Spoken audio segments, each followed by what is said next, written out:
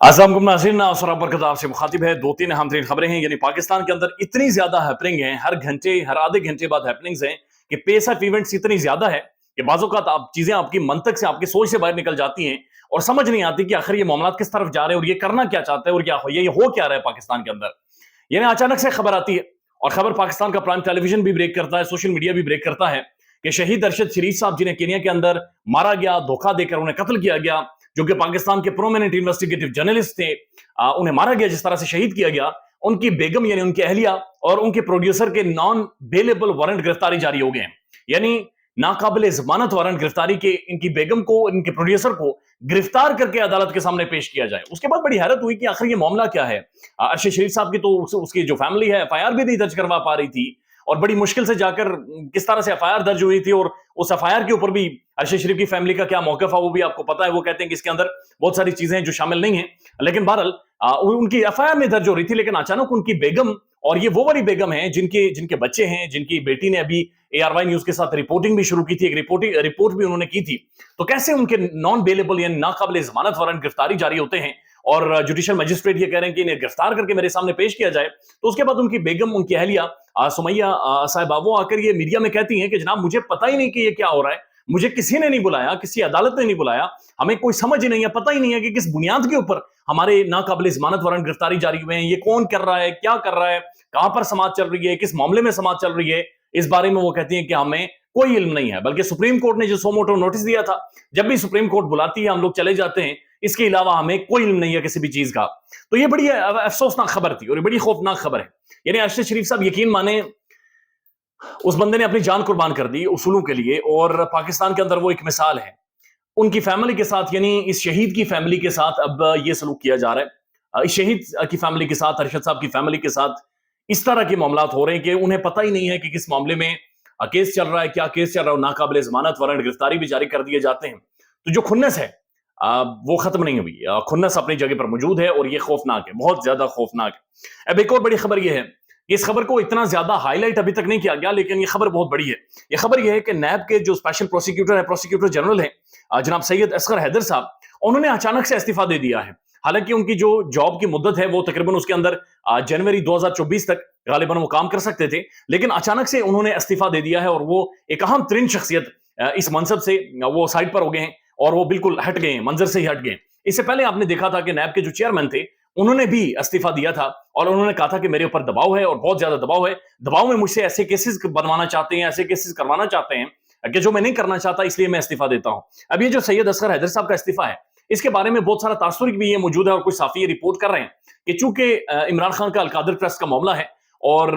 तो जो साइफर वाला मामला है उसमें इमरान खान की मंडे वाले दिन या ट्यूसडे वाले दिन जमानत हो जानी है, चूंकि इन केसेस के अंदर दम नहीं है,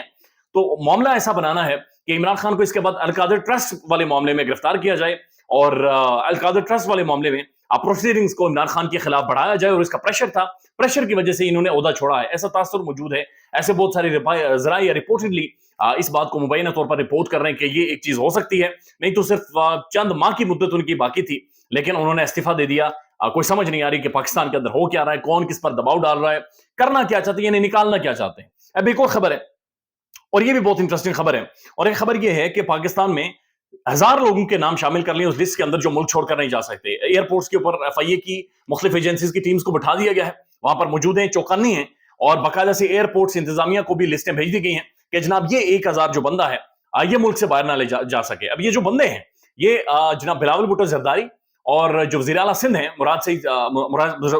अली शाह, गालिबन मुराद अली शाह साहब, ये उनके बड़े करीबी बंदे हैं। इन करीबी तरीन शख्सियात को बंद कर दिया गया, रोक दिया गया, यानी इन्हें रस्सी डाल दी गई है कि जनाब ये मुल्क छोड़कर बाहर ना जा सके। और ये एक तरह के खतरे की घंटी नहीं बल्कि घंटा बजा दिया गया है कि जनाब अब घंटा बजेगा और अब सबका घंटा बजेगा। अब खबरें आ रही हैं कि इसके अंदर बहुत सारे ताजर शामिल हैं, बहुत सारे सियासतदान शामिल हैं, बहुत सारे करेंसी एक्सचेंज मार्केट के लोग शामिल हैं, बहुत सारे बिल्डर्स शामिल हैं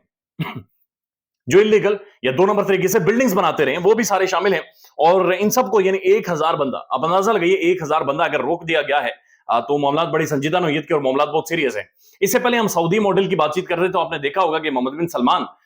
जब वो उन्होंने अब इख्तिदार संभाला था तो उन्होंने भी सबसे पहले तकरीबन मेरे ख्याल में बहुत बड़ी तादाद में 400-500 शहजादों को एक महल के अंदर बंद कर दिया था और उनसे पैसे निकाले थे। اور ان سے مال نکالا تھا اور پہلے کچھ چیزوں کو مستحکم کیا تھا اور اس کے بعد چیزوں کو آگے لے کر گئے تھے معذرت کے ساتھ. تو ایسی ہی ایک چیز پاکستان میں ہوتے ہوئے نظر آ رہی ہے کہ تقریباً 1000 بندوں کو جو سٹاپ لسٹ میں ڈالا گیا ہے اس سے پہلے نہیں ڈالا گیا تھا. اس سے پہلے ایسا تاثر نہیں مل رہا تھا کہ جناب یہ اتنا سختی سے یہاں پر پاکستان میں احتساب ہوگا. اب سوال یہ بھی ہے کہ یہ جو ڈالا گیا ہے 1000 بندے کو سٹاپ لسٹ میں، یہ کون ڈلوا رہا ہے؟ یہ کون ان سب کو رکوا رہا ہے؟ یہ کون ہے جس نے احتساب کرنا ہے؟ یہ کون ہے جس کو پتا ہے کہ ملک کے اندر کرپشن ہوئی ہے؟ یہ کون ہے جسے سمجھ آ گئی ہے سارے کھیل کی؟ اور کون ہے جو ساری چیزوں کو اب ریورس کرنے جا رہا ہے؟ تو یہ بھی اپنے آپ میں بہت سارا ایک پیغام ہے، ایک میسج رسانی ہے، ایک دستک ہے، ایک نوک ہے کہ جناب یہ جو کھیر شیر آپ نے بنائی تھی، یہ جو کھچڑی آپ نے بنائی تھی، یہ بدبودار کھچڑی ہے، لہٰذا یہ اب آپ کو خود ہی کھانی پڑے گی اور یہ آپ کے لیے بہت زیادہ مشکل ہو جائے گا. بلاول بھٹو زرداری صاحب اس کے بعد جو انہوں نے کی ہے، بات چیت کی ہے، گفتگو کی ہے، وہ بڑی عجیب و غریب ہے، جہاں پر وہ یہ کہتے ہوئے سنے گے کہ اور کٹ پتلیاں نہ بنائیں، عوام کے اوپر تجربات نہ کریں، اور جناب ہمیں جیلوں سے ڈر نہیں لگتا. زرداری صاحب، صدر زرداری صاحب نے جناب 11 سال جیل کاٹی ہے اور ایسی بہت ساری باتیں کر رہے ہیں. لیکن دوسری طرف مولانا فضل الرحمان صاحب نے جو گرگٹ کی طرح رنگ بدلا ہے، مولانا صاحب کہتے ہیں کہ جناب ہم تو چاہتے تھے الیکشنز ہو جاتے، یعنی کہ جب عمران خان کی حکومت گرائی تھی تو ہم تو چاہتے تھے، مولانا صاحب کہتے ہیں کہ الیکشنز ہو جاتے، پاکستان پیپلز پارٹی کی وجہ سے ہم نے حکومت لی ہے، اور جناب یہ جو نو کانفیڈنس تھی اس کا جو فائدہ ہوا وہ تو عمران خان کو فائدہ ہوا. ہم تو کہہ رہے تھے کہ انتخابات میں چلے جائیں، ہم تو کہہ رہے تھے کہ جناب یہ معاملات کو چلائیں، لیکن آپ نے پیپلز پارٹی کی وجہ سے ہم نے